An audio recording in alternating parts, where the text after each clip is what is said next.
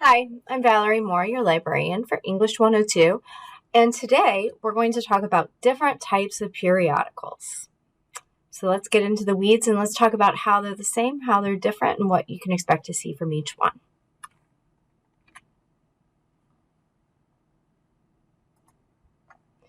All right, so we have three big types of publications. We have scholarly periodicals or scholarly journals. That's the same thing. We have popular publications or popular periodicals. And then we have trade periodicals. So let's talk about the differences. Scholarly periodicals, or you might hear the term scholarly journals, are publications that exist to report original research or new theories. So the example is you have a team of scientists and they have a great hypothesis, they test the hypothesis, they get their results, and it's a breakthrough and it's wonderful. So they want to publish it. And they do so. So it's written by experts in their field, for experts in their field. And it's oftentimes written by a team of authors. You might see many, you might just see one, but it's often more common to have lots of authors. You are going to hear jargon specific to the industry because this is written by experts for experts. But don't despair. You can always look up any words or concepts you don't understand. I'll show you how to do that quickly and easily in a couple minutes. Sources will be cited. The citations might look slightly different depending on the professional background that these guys have. You might see parentheses behind quotes with last names or numbers. You might see works cited pages at the end or resources listed.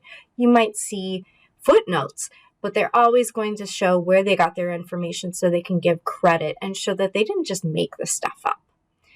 The look is going to be formal. It's going to be pretty buttoned up. You're not going to see a lot of advertisements except maybe the occasional few in a print publication. You shouldn't see any online. And finally, they're going to be professionally edited by professional editors who get paid and do this as their job.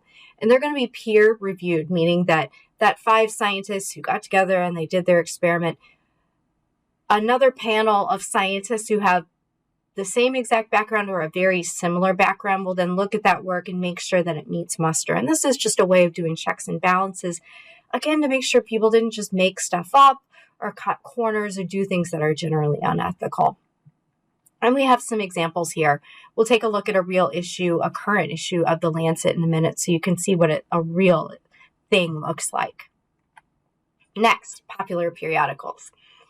These are the ones that you probably read all the time, and you don't think to yourself as you click onto CNN or BuzzFeed, I am reading a popular periodical, but that's what it is. They exist for entertainment, for fun, and also for information news.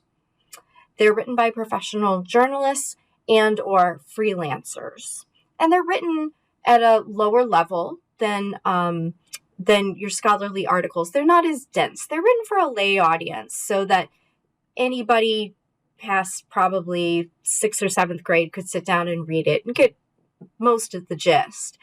Any jargon that is in there is going to be defined because it's written for everybody. But like always, if there's something in here you don't understand, look it up. It's totally okay. I look up stuff I don't know all the time. They don't usually cite sources. However, in an online source, if they're referring to another article or something like that, they might hyperlink to it. They tend to be visually appealing, although sometimes they can be a little cluttered because they have advertisements. Advertisements are basically what pay for these. Subscriptions as well, but mostly advertisements. And they do tend to be professionally edited. So you shouldn't see a ton of typos. If you do see lots and lots of typos, that's a pretty big red flag. Although seeing typos in a popular periodical will be more common than in a scholarly one or in a trade periodical, simply because the news is 24 hours and sometimes journalists have to get things out very quickly without taking the time that maybe is needed to make sure it's just perfect. And we have some examples here. BuzzFeed for fun and now investigative journalism, CNN for national news, Chicago Sun-Times for more localized news. And then finally, trade periodicals. These are written for professionals and or students in a specific field. They are written by journalists who have a subject expertise in that field. So say a journalist writing for Psychology Today will be somebody with lots of experience writing about issues of mental health, or they may well be a practitioner of mental health in this example. You're going to see some industry jargon. That's to be expected because it's written by people in the field for people in the field, but it's not going to be quite as dense as those scholarly articles, but not quite the easy read that the news might be. They do tend to be visually appealing. You might see some advertisements, but it'll be a little lighter. And finally, they are professionally edited. So again, you shouldn't be seeing lots of errors. And we have some examples. Finally, we have what's called a research guide. It's kind of a quick how-to of all of these topics. If you forget, if you need to refer back, you can take a look here.